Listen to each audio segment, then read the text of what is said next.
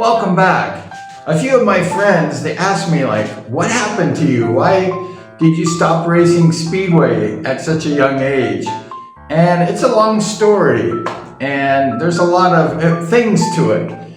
But one of the things is one of my early day fathers, because I had a Speedway father and his name was Johnny Rocio, rest in peace. And he was the brother of the late great Ernie Rocio, who raced in England in 1952. He passed away on the racetrack. And Johnny went ahead and quit Speedway, and he never touched a Speedway bike after Ernie, his brother, had passed away in London, I believe it was. And it was just traumatic for Johnny. You know, he just carried this inside of him for so many years, and he was just traumatized by Speedway, by the death of his beloved brother, Ernie Rocio. And I knew that his brother had passed away, but I didn't realize how significant that impacted Johnny. And I used to always go over to his house and hang out because I was friends with Johnny's son, whose name was Ernie, just like his uncle Ernie. And they used to have big parties at his house. It was a really cool place. You know, they had Brigo was always over there. If you read the autobiography of Brigo, he talks about the Rocio house, about the parties they had and stuff. And it was quite the happening. You know, they had all the bigwigs, all the guns from England over at the Rocio house. And during, let's say, Halloween and Christmas and these festival activities, times where the Speedway riders got together, the old Speedway riders, and the Rocio house was the happening place. And I was kind of like a son of Johnny's in a way, and Johnny used to give me lots of advice. And one of the advice that he gave me was, don't go to England and race. Probably because of the trauma that he had with his brother Ernie passing away on the racetrack on that horrible evening in 1952. You know, Ernie was one of the top American racers. He was qualifying for the World Championship that year, and he was one of the top point getters, if not the top point getter, possibly to win a World Championship. And then it all just went away with his passing on the racetrack. So Johnny, like I say, he quit racing Speedway. He wasn't as good as Ernie, to be honest with you, but he was a quality racer. He was racing on another team in the British League. And when his brother died, that was it. You know, there was no more Speedway. It was over. So Johnny, he suffered a very big trauma at the passing of his beloved brother Ernie in 1952. So Johnny went ahead and he never encouraged me to race in England. You know, I was actually getting good. You know, a lot of the younger racers and the racers after me, they don't really respect me. They think that, you know, I was not that good because I had come back into racing at a later stage and was a Division II racer. And I was one of the top Division II racers. I retired in 2008 with a kind of points and championships. I won 3 championships that year in Division II and retired. So a lot of these younger racers, they saw me as kind of an older rider who, you know, was good, but not that good.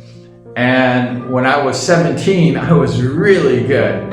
I mean, I had beaten Mike Bass in a qualifying United States. It was like a world championship kind of qualifier. I had beat Mike Bass off the line in Sacramento. And I had beaten Penhall in some handicap races, but not scratch. I never raced them in scratch, but I had some good rides. And, you know, I was up and coming. You know, when you're 17 years old, you're in your prime. You know, if you're a good rider, you can really advance in the sport. And that's kind of where I was. And I was racing the quarter-mile track at the Santa Ana Bowl at the Eddie Westfield over in Orange County. and I was the top point getter, and I had swept the program, winning 6 races twice that year. And I just really had a good, successful year. I was racing an old Bill Cody and Smoked Bill and kind of all the Division I riders that came to the track. I had a pretty good showing. You know, the Cowboy John Cook was a regular. Denny Pyatt, rest in peace, he was a regular. And I had some good races against these guys and took them down more than not. So I was up and coming. I had that Fairchild JAP, and it was a long stroke, and it was fast in those quarter mile. And I really wanted to go to England. You know, I was thinking, you know, this was the days of the Penhalls, the Morans, the Segalos. I kind of grew up with all these guys, and you know, I decided that I wanted to do that. I wanted to go to England and race with these Americans. Scott Autry was there. There was guys like Larry Costa who went over. There were so many young, great Speedway riders in America at that time. It was probably the glory day of American Speedway. And I was one of them, you know, I was one of those guys that could be a tier lower than those top guys. And I knew I had it in me. You know, in my yearbook in high school, I said, I want to be United States champion. And I never was because I didn't race long enough. But getting back to the story is I went to Johnny and I said, you know, I want you to help me to get to England. You talk to Brigo all the time. You're in good communication with these guys. And I want you to help me get over there so I could compete for a world championship, compete with the Penhalls and the Morans over there in England. And Johnny said, no, don't do that. I don't want you to go to Europe. And I kind of didn't realize that he was traumatized because I was only like 17 at the time. I was only a young kid. But I used to like talk to Johnny like, why? Why do you not want me to race in England? And I don't know if he really answered me, but he just said, don't go. I don't want you to go. Now I realize it was a trauma, but at the time I didn't really know what it was. So I just kind of figured that my ticket was through Johnny to get to England because he had all these connections with all the greatest European racers. And Johnny said, I'm not going, I like you, I love you so much, I'm not going to let you go to Europe. I don't want you to go. So that was kind of a bummer for me. I was hoping that that would be my ticket, and it was not my ticket. And I lost my sponsor, Jerry Fairchild. He went ahead and stopped tuning Speedway. He lost interest because of the strike, Harry Oxley cutting the SRA. It really destroyed, you know, Jerry's mind as far as Speedway. He lost interest in it. I went to his house in Corona, California, and I begged him and his wife, Ida, like, please help me, you know, like, I need this guy's help because he said he wasn't going to sponsor me anymore. And he just lost interest in the sport. And I don't know, I was loyal at the time, and I just like thought that, you know, my ticket to stardom was through Fairchild. And if you don't know who Jerry Fairchild was, he was one of the great mechanics in United States history.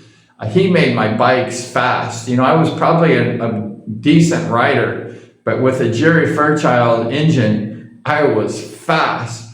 And I was so fast that even the great Mike Bass came up to me and said, like, what do you have in that engine? Why is it so fast? After beating him one night, scratch.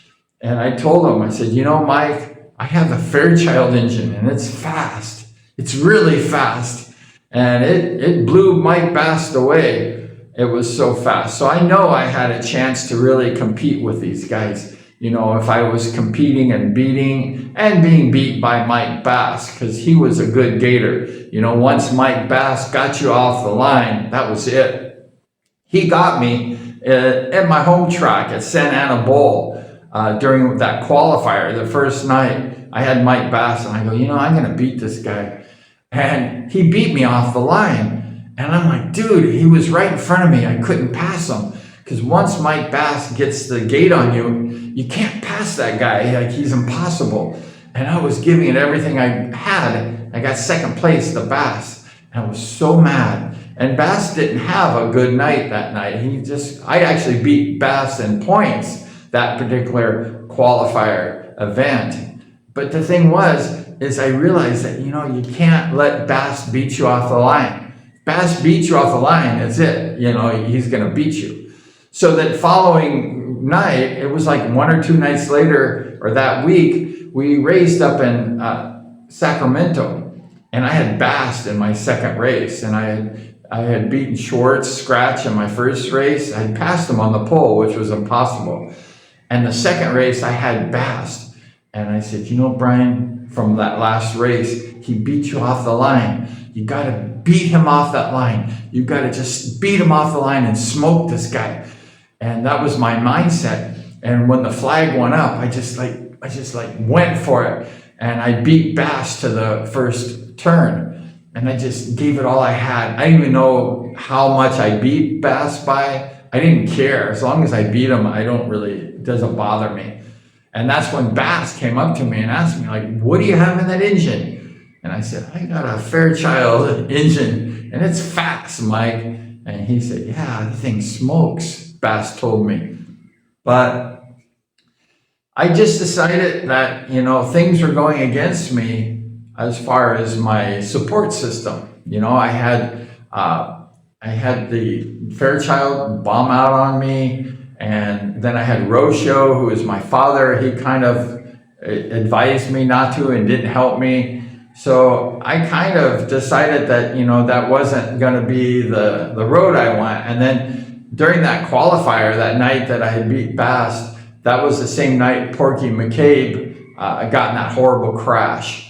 Porky was a Southern California rider, medium good rider, respectable, and he was in that qualifier, and he crashed heavy in Sacramento and went into a post that was a railroad tie, and he severed his spinal cord, and he was in a wheelchair for life as a result of that particular event and that crash. So we were all traumatized, and halfway through that event, I was leading the event with no losses. And then I got crashed heavy by some Northern California riders, and I almost broke my arm, and I went to the hospital, and I was just horrible. Porky was in the hospital, I was in the hospital, and I just kind of decided, after seeing Porky get handicapped, paralyzed, and Rocio telling me about Ernie, his brother, passing away and stuff, I just decided that maybe it's best for me to rethink this whole thing, because Speedway is a beautiful sport. It's really gorgeous, it's graceful, it has a beautiful side to it. However, Speedway has a horrible side to it, dying and serious injuries and paralyzed. So Speedway has a negative side. And I actually prayed about it, and I was asking God, what should I do? And I felt at the time that God told me that, if you go to England, you're going to be paralyzed or you're going to die, because I go for it. I was fast. And if you're fast and you crash, it hurts. And so anyways, I just decided, knowing that there was a negative repercussion of going to England, possibly death, possibly wheelchair. Denny Pyatt, who I raced against, he passed away about 3 years after we raced together at the Santa Ana Bowl. So definitely death is part of the Speedway game. So I decided that I was going to stop racing in my prime, which was difficult to do, but I had lost my support system that I thought was going to be there. And I decided that I was going to go back to college and, get my degree and hopefully retire young. And that's what I did. So I started a business, and I have my health. I didn't have any serious injuries, although I had gone back to Speedway and raced again as an older person. And I had some pretty good injuries, but they weren't life-threatening, but they hurt. but I just decided that I would just enjoy my life and not be one of the big guns, the big names, or a name that everyone remembers, like the Segaloses and Penhalls and Morans. I decided that having my health and my life was more important than sort of having a name.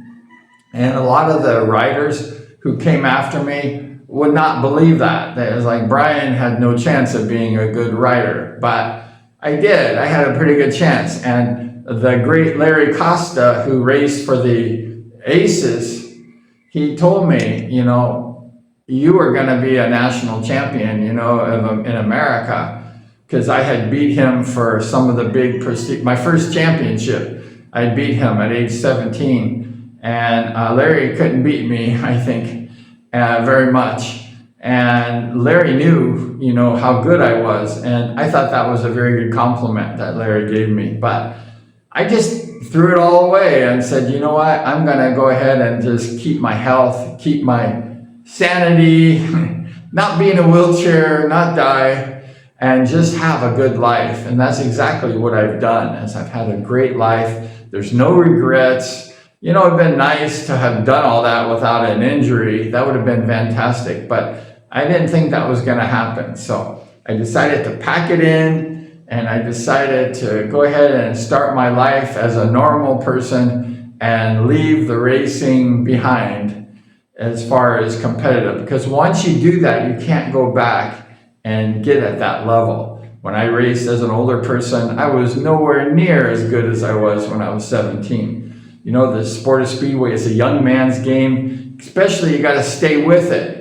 And if you quit and you come back to it, you'll never be the same. But anyways, thank you so much for hanging out with us today in the shop. We're just hanging out, enjoying the day. Merry Christmas. We just had Christmas. We're having Christmas in America. And I want to thank you so much for hanging out, supporting us here at the channel. Please subscribe if you got some value out of this show. I know you did. I like the show. I know you did. I know you like this show. But thank you once again. Speedway is a great sport. It's part of my life. I have a lot of trophies and a lot of memorable stuff that I got from racing, and it was just a very special part of my life. Excuse me. But thank you so much. I appreciate you. And thank you once again. And take care. We're going to see you, of course. We're going to see you next time. Take care.